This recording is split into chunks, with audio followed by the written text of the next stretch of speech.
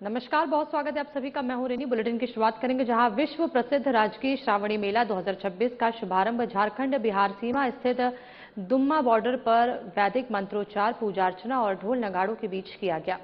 दीप प्रज्वलन और फीता काटकर मेले का विधिवत उद्घाटन हुआ। इस अवसर पर पर्यटन मंत्री सुदिव्य कुमार सोनू ने कहा कि श्रावणी मेला बाबा बैद्यनाथ की कृपा से संचालित होता है। उन्होंने बताया कि इस वर्ष 55 लाख से अधिक श्रद्धालुओं के देवघर पहुंचने की उम्मीद है। श्रद्धालुओं की सुविधा और सुरक्षित दर्शन के लिए व्यापक तैयारियां की गई हैं। वहीं मंत्री दीपिका सिंह पांडे ने कहा कि मुख्यमंत्री हेमंत सोरेन के नेतृत्व में मेले को लेकर स्वच्छता, सुरक्षा और श्रद्धालु की सुविधाओं पर विशेष ध्यान दिया गया है। उद्घाटन के साथ ही बोल बम के जय घोष के बीच कांवड़ियों का बाबा नगरी में प्रवेश शुरू हो गया है। पूरे मेला क्षेत्र में सुरक्षा के कड़े इंतजाम किए गए हैं।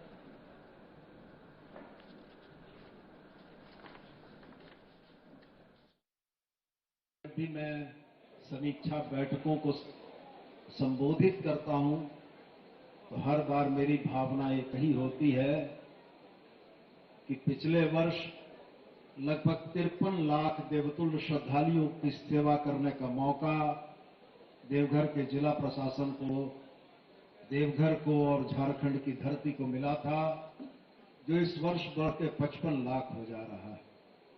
और मैं हर बार यही कहता हूं कि यह मेला देवादिदेव महादेव की कृपा से ही संपन्न होता है।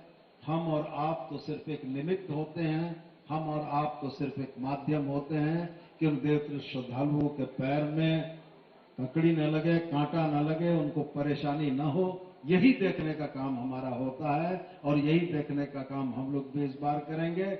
और महादेव की कृपा से ही यह यज्ञ संपूर्ण होगा और मुझको पूरी उम्मीद है कि इस यज्ञ के बाद, श्रावण मेला के बाद, जब देवतुल्य श्रद्धालु यहां से वापस जाएंगे तो उनके मन में भी यह मनोभाव होगा कि झारखंड की धरती ने, देवघर ने, देवघर के जिला प्रशासन और आप जैसे तमाम प्रबुद्ध लोगों ने उन देवतुल्य श्रद्धालुओं के लिए जो पलक पावड़े बिछाए, या पलक पावड़े उनको पूरे साल भर याद रहेंगे। श्रावणी में हर साल तैयारियां हम लोग करते ही हैं, लेकिन हर साल ये भी प्रयास रहता है कि हम लोग पिछले वर्ष से, क्योंकि श्रद्धालुओं की भीड़ बढ़ती ही जा रही है, लोगों में श्रद्धा बढ़ रही है, तो हम लोग चाहते हैं कि हमारा जो प्रिपरेशन है, जो फंडामेंटल यहाँ जो मूलभूत सुविधाएं हैं, वो भी हम लोग उसी प्रपोर्शन से या उससे और बेहतर हम लोग करें। तो हर साल की भांति मोदी साल प्रयास किए हैं कि उनकी जो बेसिक जो नीड्स होती हैं, कि उनको एक साफ सफाई के लिए टॉयलेट्स, पानी पीने की व्यवस्था, रोड में जो मोबिलिटी है, ठहरने की व्यवस्था, उनके लिए हम होल्डिंग पॉइंट, और जैसे मंदिर परिसर में उनके लिए मिस्ट कूलिंग, और जो भी हम लोग धीरे धीरे जो हम लोग प्रयास कर रहे हैं। 1000 से ज़्यादा सीसीटीवी लगे हुए हैं और पूरे मार्ग का सीसीटीवी का फीड हमारे 2 कंट्रोल रूम बने हैं। एक स्पेशल मेला के लिए IMCR इंटीग्रेटेड मेला कंट्रोल रूम, और हमारा जो पुलिस कंट्रोल रूम है उसमें भी हम सारे फीड को देखते रहते हैं। तो कोई भी इशू होता है, कुछ भी परेशानी होता है, हम वहाँ से रिजॉल्व भी करते हैं। और पूरे सीसीटीवी को देखने के लिए वहाँ पे बहुत सारे पुलिस फोर्स की तैनाती होती है, और कहीं भी कोई इशू होता है तो तुरंत उसको डायरेक्ट किया जाता है। वहाँ पे जो भी पुलिस पदाधिकारी हैं, ऑफिसर हैं, अगर सिचुएशन गंभीर है तो वहाँ पे तुरंत QRT की टीम पहुँचती है और किसी भी सिचुएशन को हम लोग कंट्रोल करते हैं। दुमका के विश्व प्रसिद्ध बासुकीनाथ धाम में वैदिक मंत्रोच्चार और विधि विधान के साथ राजकीय श्रावणी मेला महोत्सव 2026 का भव्य शुभारंभ किया गया। उद्घाटन के दौरान हर हर महादेव और बोल बम के जय घोष से पूरा मंदिर परिसर भक्तिमय हो उठा। मेले के शुभारंभ के साथ ही श्रद्धालुओं का बाबा बासुकीनाथ के दरबार में जलार्पण का सिलसिला शुरू हो गया। इस अवसर पर उपायुक्त अभिजीत सिन्हा ने बताया कि मुख्यमंत्री के निर्देशानुसार श्रद्धालुओं की सुरक्षा, सुविधा और सुगम जलार्पण को सर्वोच्च प्राथमिकता दी गई है।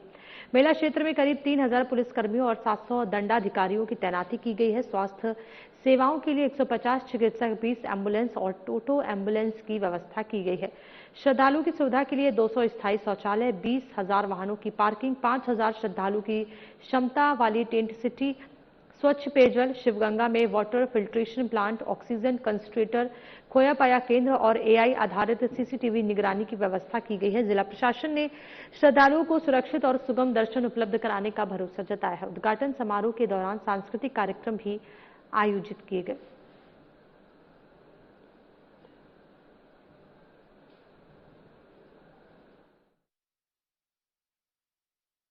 सुगम जलार्पण के लिए तत्परता के साथ काम करेंगे और पूरी टीम को मैं बेस्ट विशेस और जितने भी श्रद्धालु आने वाले हैं उन सभी का स्वागत करने के लिए सभी को बताया। सर, पिछली बार काफी भीड़ थी। इस साल एक्सपेक्टेशन यह है कि भीड़ बढ़ते जाती है, तो हम लोगों ने ज़्यादा भीड़ को व्यवस्था करने के लिए इसलिए इस बार जो ज़्यादा लोगों को केटरिंग करने के लिए यहाँ पे गाड़ी को पार्किंग, गाड़ियों का लोगों के रहने के लिए उस हिसाब से ज़्यादा व्यवस्था, उनकी हाइजीन को देखते हुए सभी को तुलनात्मक रूप से इसको बढ़ाया गया है ताकि बेहतर से बेहतर सभी श्रद्धालुओं को यहाँ आए।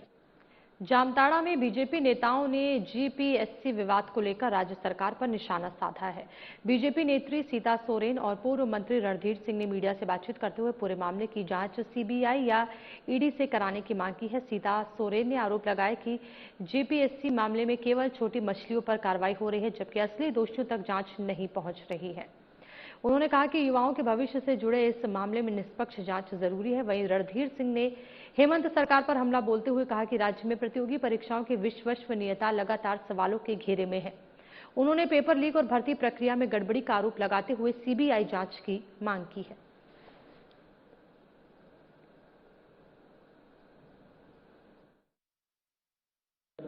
जेपीएससी सहित जितने भी एग्जाम इस राज्य में हो रहे हैं, लगभग सबका कहीं न कहीं पेपर लीक आउट हो रहा है। लीक आउट के साथ साथ अगर कुछ एग्जाम हो भी रहा है तो बाहरी का यहाँ जो इस राज्य के निवासी ने उसका नौकरी में योगदान हो रहा है। और 32 सिख हथियार की बात करने वाली हेमंत सोरेन और झारखंड मुक्ति मोर्चा, कहां चले गए सिख हथियार, कहां चली गई स्थानीय नीति, कहां चले गए स्थानीय लोगों को रोजगार देने की बात। कहीं न कहीं ये सरकार एक रैकेट, शिक्षा माफिया का जो रैकेट यहां चल रहा है वो तो हम मांग कर ही रहे हैं। अब सीबीआई और ईडी जांच करें ताकि जो भी अभी तक हम लोग देख ही रहे हैं, जो छोटी मछलियां हैं वो लोग पकड़े गए हैं, लेकिन जो बड़ी मछलियां हैं और उनको छोड़ दिया जा रहा है, तो फिर तो मैटर और ये तो सब ऐसे ही रह रहा है। और बड़ी से बड़ी नीट जैसे जो ये है एग्जाम होती है उस पर भी जिस तरह से पेपर लीक हो जाता है, जो इतना बड़ा मतलब देश के सभी मतलब युवा वर्ग दिल्ली में जाकर के आंदोलन किए, तो यही सिलसिला चलता रहेगा। जमशेदपुर में पश्चिम विधानसभा क्षेत्र के विधायक सरयू राय द्वारा मानगो मेयर सुधा गुप्ता पर की गई टिप्पणी को लेकर कांग्रेस महिला मोर्चा ने विरोध जताया है। कांग्रेस महिला जिला अध्यक्ष नलिनी सिन्हा और जिला महासचिव अपर्णा गुहा ने प्रेस कॉन्फ्रेंस में कहा कि विधायक सरयू राय द्वारा मेयर सुधा गुप्ता को लेकर की गई टिप्पणी अमर्यादित है। उन्होंने कहा कि मामला केवल एक महिला का नहीं बल्कि सभी महिलाओं के सम्मान से जुड़ा हुआ है। कांग्रेस नेताओं ने चेतावनी दी है कि भविष्य में इस तरह की भाषा का इस्तेमाल किया गया तो पार्टी इसका पुरजोर विरोध करेगी।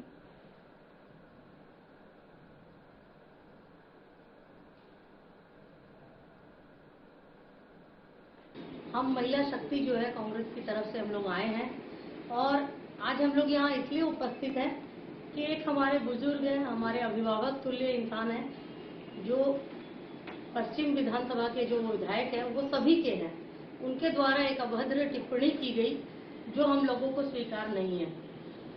आप लोकतंत्र वाले देश में रहते हैं, ये देश संविधान से चलता है और इस देश में अगर आप एक संवैधानिक पद पर बैठकर किसी स्त्री की गरिमा पर ठेस पहुंचाते हैं, उसके मेकअप का आप ख्याल रखते हैं, आप ये बोलते हैं कि इनका जो सैलरी है इससे ज्यादा तो ये खर्च करती है नहाने धोने में। चाचा जी, आप हमारे बुजुर्ग हैं, गार्जियन हैं और आपसे इस तरह की भाषा का हम लोग उम्मीद नहीं करते हैं। सबसे बड़ी बात है कि उस दिन जो धरना जब हो रही थी नगर निगम के खिलाफ पर हमारी मेयर मैडम जो गई तो वहाँ पर तो अपने ने सभी को नमस्कार किए, सभी जनता को उन्होंने नमस्कार किए। अब कुछ दिन से देखा जा रहा है कि उनका सबसे बड़ी है कि हमारे जो पश्चिम विधानसभा के जो विधायक है सरयू राय जी, वो हमारे पिता तुल्य है, पर उनके जो मुंह में जो भाषा आया एक महिला के बारे में जो टिप्पणी की है, एक काफी निंदनीय है। ये हम एक महिला ने ये सारी महिला का अपमान हुआ। झारखंड पुलिस और केंद्रीय सुरक्षा बलों को नक्सल विरोधी अभियान में बड़ी सफलता मिली है। प्रतिबंधित भाकपा माओवादी संगठन के शीर्ष नेता और 2 करोड़ 20 लाख रुपए के इनामी मिसिर बेसरा को गिरफ्तार कर लिया गया है। ऑपरेशन दौरा पहाड़ के तहत धनबाद जिले के बरवड्डा थाना क्षेत्र के जंगलों में संयुक्त अभियान चलाया गया। इस कार्रवाई में धनबाद और गिरिडीह जिला पुलिस के साथ 209 कोबरा बटालियन की टीम शामिल रही। मिसिर बेसरा के साथ 15 लाख के इनामी मेहनत उर्फ मोछू उर्फ विभीषण, गौरव उर्फ वीरेंद्र, हसंदा उर्फ सौरभ और 2 अन्य सहयोगियों को भी गिरफ्तार किया गया है। गिरफ्तार नक्सलियों के पास से 3 AK-47 राइफल, 8 मैगजीन और 288 जिंदा गोलियां बरामद की गई हैं। पुलिस के मुताबिक लगातार आत्मसमर्पण और गिरफ्तारियों से झारखंड में माओवादी संगठन को बड़ा झटका लगा है। हाल के दिनों में कई शीर्ष नक्सली कमांडरों की गिरफ्तारी और आत्मसमर्पण के बाद सुरक्षा बलों का अभियान लगातार जारी है।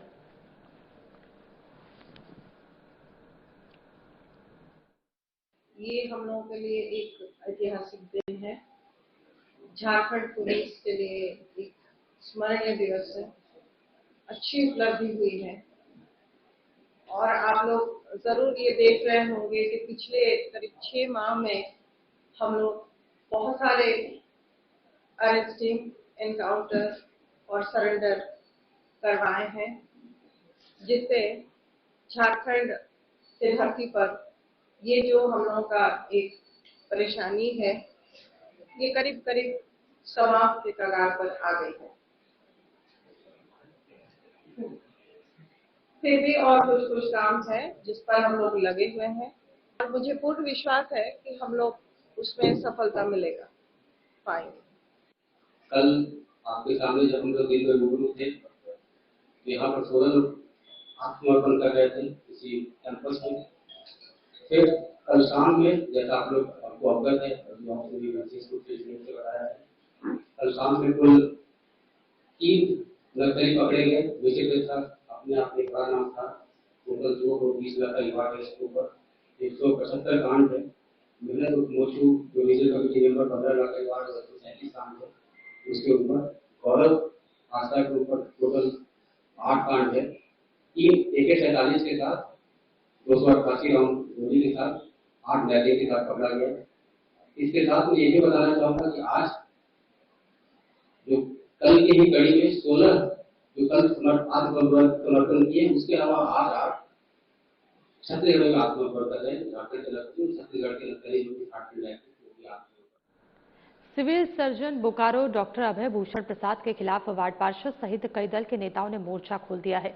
वार्ड पार्षद गायत्री देवी ने बताया कि अभय भूषण प्रसाद के खिलाफ 8 सूत्रीय मांग पत्र को लेकर 31 जुलाई को डीसी ऑफिस के सामने 1 दिवसीय धरना दिया जाएगा। उन्होंने बताया कि सिविल सर्जन बोकारो के द्वारा सामानों की खरीदारी में व्यापक भ्रष्टाचार किया जा रहा है, ट्रांसफर पोस्टिंग में भी धांधली की जा रही है।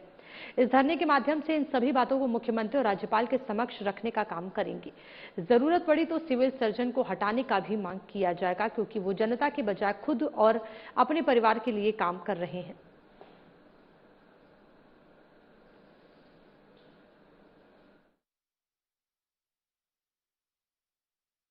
मांग के लिए हम लोग वहाँ धरना रखे हुए हैं कि सिविल सर्जन अभय भूषण प्रसाद के खिलाफ जो उनका 8 सूत्री मांग जो है, उसके लिए हम लोग 2025 में पत्र दिया हुआ, कुछ कार्रवाई हुआ नहीं है। इसीलिए हम लोग 31 तारीख को धरना रखे हैं। तो जो क्रय मुख्यमंत्री से आ रहा है, हम लोग सरकार से, तो सरकार से जो आ रहा है, जो 6000 का सामान 6 करोड़ तक लिख देता है, उसमें 0 बैठा देता है, तो बढ़ जाता है। तो बढ़ाया हुआ हम लोग को तो नजर में आता नहीं है जो कितना बढ़ाया कितना किया। तिजोरी जो अभी खाली है, तो ये सब के कारण खाली हुआ। इसीलिए हम लोग सोच रहे हैं कि हम लोग उपायुक्त से राज्यपाल मुख्यमंत्री जो भी है, प्रधानमंत्री तक हम लोग ज्ञापन सौंपेंगे कि इनको जांच होना चाहिए। जमशेदपुर में प्रशासन की ओर से घर खाली करने और तोड़े जाने का नोटिस मिलने के बाद लोगों में आक्रोश देखने को मिला। उपायुक्त कार्यालय से गुजर रहे पूर्व मंत्री बन्ना गुप्ता और मेयर सुधा गुप्ता की गाड़ी को लोगों ने रोककर अपनी परेशानी बताई। बता दें कि भुयानडीह क्षेत्र के कल्याण नगर, इंदिरा नगर और होमपाइप इलाके के लोगों को 6 अगस्त तक घर खाली करने और तोड़ने का नोटिस जारी किया गया है। इसके विरोध में बड़ी संख्या में लोग उपायुक्त कार्यालय पहुंचे और प्रशासन से कार्रवाई रोकने की मांग की है। प्रशासन की ओर से एनजीटी के आदेश के तहत नदी किनारे चिन्हित 161 से अधिक घरों को खाली कराने और तोड़ने का नोटिस जारी किया गया है। स्थानीय लोग इस कार्रवाई का विरोध कर रहे हैं। वहीं पूर्व मंत्री बन्ना गुप्ता ने कहा कि एक घर बनाने में लोगों की पूरी जिंदगी लग जाती है। उन्होंने कहा कि घर तोड़ने से पहले प्रभावित लोगों के पुनर्वास की व्यवस्था करनी चाहिए। गरीब लोग आखिर कहां जाएंगे, इसकी चिंता प्रशासन को करनी चाहिए।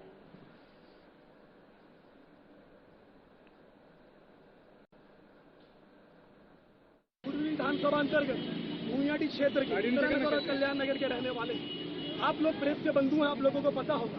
आज दैनिक सभी समाचार पत्रों में यह खबर प्रकाशित हुआ है कि आगामी 6 अगस्त को प्रशासन के द्वारा इन सभी 145 घरों को जिनको चिन्हित करके नोटिस दिया गया है, उनके ऊपर ये अतिक्रमण हटाओ की कार्रवाई करने वाले हैं। इस संदर्भ में आज उपायुक्त महोदय से मिलने आए हैं, लेकिन दुर्भाग्यपूर्ण है कि उपायुक्त महोदय के द्वारा हमें कोई संतोषजनक जवाब नहीं दिया गया।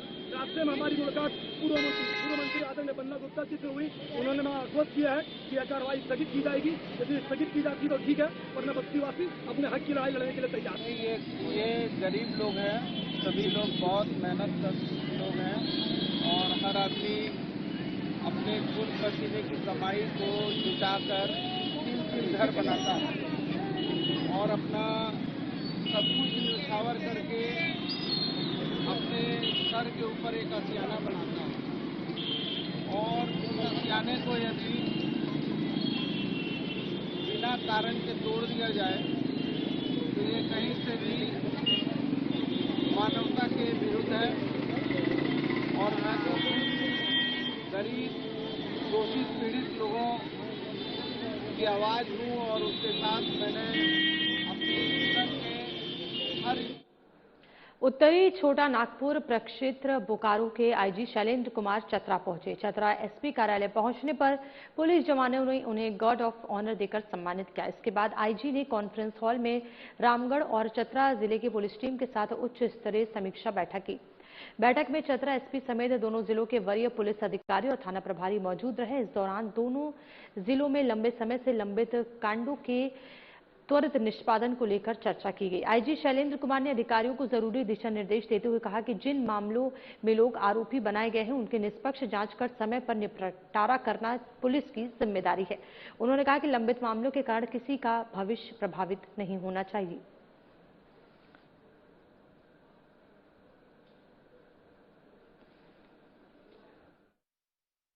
तो रामगढ़ और चतरा जिले के जो केसेस हैं, स्पेशली ऑर्गेनाइज्ड क्राइम के एनडीपीएस से संबंधित, तो उनकी समीक्षा की जानी है और उसी समीक्षा के लिए मैं यहाँ आया हूँ। हजारीबाग के केसेस की समीक्षा मेरे द्वारा की गई थी और केसेस डिस्पोजल कैसे हों उसके संदर्भ में सभी को आवश्यक दिशा निर्देश दिया गया है। निश्चित तौर पे और कैसे बढ़ा सकते हैं, कैसे अच्छा कर सकते हैं। और एक तो ये पुलिस की तरफ से कार्रवाई हो रही है, वो बहुत अच्छी बात है। निश्चित तौर पे मैं आपके माध्यम से भी चाहूंगा कि पब्लिक की भी सहभागिता हो, वो हमें सहयोग करे और देन, क्योंकि जो नेक्स्ट जनरेशन है उस तक ये चीजें ना जाए, अदरवाइज बच्चे तो उनके भी खराब हों। भारतीय जनता पार्टी संत शिरोमणि गुरु रविदास जी के 650वें प्राकट्योत्सव को सामाजिक समरसता एवं राष्ट्रीय एकता महापर्व के रूप में मना रही है। ये अभियान 29 जुलाई 2026 यानी गुरु पूर्णिमा से शुरू होकर 20 फरवरी 2027 तक चलेगा।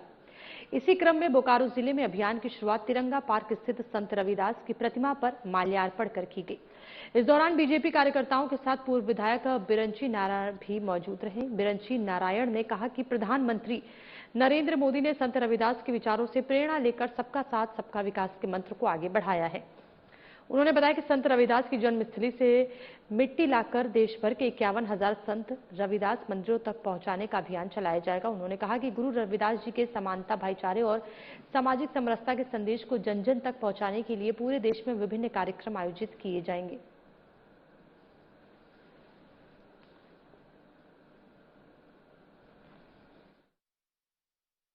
संत शिरोमणि संत रविदास जी महाराज की 650वीं जन्म जयंती आगामी 20 फरवरी 2027 को होने जा रही है। 29 जुलाई को यह अभियान देश भर में शुरू हो रहा है, जिसमें बोकारो जिले के 200 स्थानों पर विभिन्न रविदास जी महाराज के मंदिरों में या अन्य मंदिरों में भी दीप जला करके उनका पूजन कार्यक्रम करने का निर्णय लिया है पार्टी ने। साथ ही साथ उनका कलश पूजन का निर्णय लिया है। जो बनारस में उनकी जन्मस्थली है, वहाँ से कलश, वहाँ की मिट्टी देश भर के 51,000 स्थानों पर जाएगी। आज बोकारो में तिरंगा पार्क में भारतीय जनता पार्टी के कार्यकर्ता मित्रों ने इस अभियान का प्रारंभ किया है। जिन्होंने जो रास्ता दिखाया है और संत रविदास जी महाराज ने, उस रास्ते पर चलकर इस समाज का कल्याण हो सकता है। प्रधानमंत्री मोदी जी ने जो सबका साथ, सबका विकास, सबका विश्वास की बात की थी, वो कहीं न कहीं पूज्य संत रविदास जी के ही दर्शन से उन्होंने लिया है। हम सब संकल्प लेते हैं कि उनके बताए हुए रास्ते पर चलेंगे। झारखंड समेत बिहार, बंगाल और छत्तीसगढ़ पुलिस के लिए सिरदर्द बने 1 करोड़ रुपए के इनामी नक्सली मिसिर बेसरा को धनबाद गिरिडीह सीमावर्ती इलाके से गिरफ्तार कर लिया गया है। मिसिर बेसरा प्रतिबंधित नक्सली संगठन के शीर्ष नेताओं में शामिल रहा है और कई बड़ी हिंसक घटनाओं में उसका नाम सामने आया था। बताया जाता है कि वर्ष 2007 में बिहार पुलिस ने मिसिर बेसरा को गिरफ्तार किया था, लेकिन 2009 में लखीसराय कचहरी में पेशी के दौरान नक्सलियों ने हमला कर उसे छुड़ा लिया था। इसके बाद उसने बिहार के गया जिले के बाके बाजार क्षेत्र को अपना ठिकाना बनाया और वहीं से संगठन की गतिविधियों को संचालित करता रहा। गिरिडीह के होमगार्ड कैंप पर हमला कर हथियार लूट, जहानाबाद जेल ब्रेक समेत कई बड़ी नक्सली घटनाओं में उसका नाम प्रत्यक्ष या अप्रत्यक्ष रूप से जुड़ा रहा है। पुलिस रिकॉर्ड के अनुसार मिसिर बेसरा पर कई जिलों में हमले, हथियार लूट और सुरक्षा बलों पर हमले के मामले दर्ज हैं। वर्ष 2001 से 2005 के बीच झारखंड के अलग अलग इलाकों में हुई कई बड़ी नक्सली वारदातों में उसकी भूमिका बताई गई थी।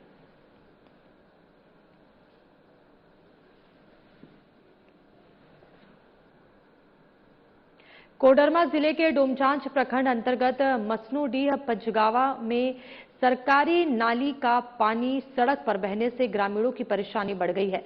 नाली में जल निकासी बंद होने के कारण गंदा पानी सड़क पर जमा हो रहा है, जिससे संक्रमण फैलने का खतरा बना हुआ है। ग्रामीणों का कहना है कि समस्या पिछले कई वर्षों से बनी हुई है, लेकिन जिला प्रशासन और स्थानीय जनप्रतिनिधियों की ओर से अब तक कोई ठोस पहल नहीं की गई है। सड़क पर बहते नाली के पानी से स्कूल आने जाने वाले छात्र छात्राओं और राहगीरों को काफी दिक्कतों का सामना करना पड़ रहा है।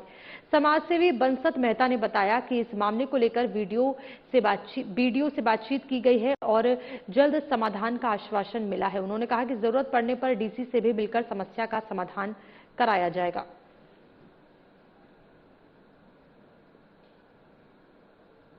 पानी निकासी कोई और व्यवस्था नहीं हो पा रहा है और यही कारण लोग परेशान हैं।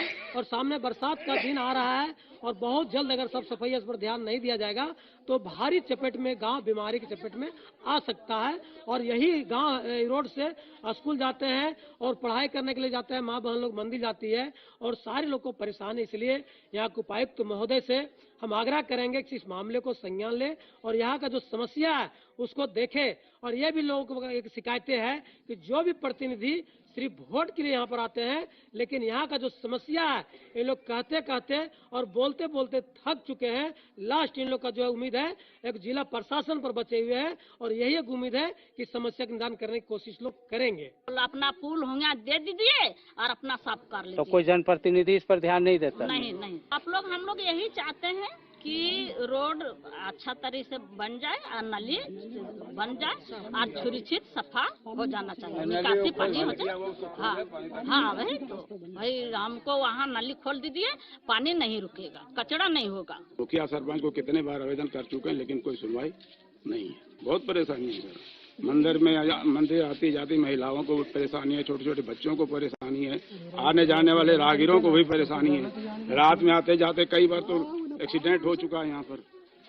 और इससे ज्यादा हम क्या कर सकते हैं? सरकार से मांग कर सकते हैं कि हमारा स्थिति को देखते हुए इसको सफाई करवाया जाए, थोड़ा रोड का हम लोग का समाधान। जामताड़ा जिले के मेहिजाम थाना पुलिस ने पुलिस की फर्जी वर्दी पहनकर लोगों को डरा धमकाने और वसूली करने वाले एक युवक को गिरफ्तार किया है। आरोपी के पास से देसी कट्टा, जिंदा कारतूस, पुलिस की वर्दी, फर्जी पहचान पत्र और अन्य सामान बरामद किया गया है। डीएसपी वसीम राजा ने बताया कि पुलिस अधीक्षक के निर्देश पर चलाए जा रहे अभियान के दौरान मुखबिर से सूचना मिली थी कि कानगोई डोमदहा रोड पर पुलिस की वर्दी में एक संदिग्ध युवक लोगों को धमका रहा है। सूचना के आधार पर मेहिजाम थाना पुलिस ने छापेमारी कर कानगोई पत्थर डंप के पास से अनूप कुमार को गिरफ्तार किया। पूछताछ में आरोपी ने खुद को जैप 05 देवघर का जवान बताया, लेकिन जांच में उसका पहचान पत्र फर्जी निकला। कड़ाई से पूछताछ में उसने स्वीकार किया कि उसने फर्जी आईडी बनवाकर धनबाद से पुलिस की वर्दी खरीदी थी और उसी का रौब दिखाकर लोगों से वसूली करता था। पुलिस ने आरोपी के पास से एक देसी कट्टा, 5 जिंदा गोलियां, 2 वॉकी टॉकी और अन्य सामान बरामद किया है। आरोपी के खिलाफ पहले से भी आपराधिक मामला दर्ज है। फिलहाल उसे गिरफ्तार कर न्यायिक हिरासत में जेल भेज दिया गया है।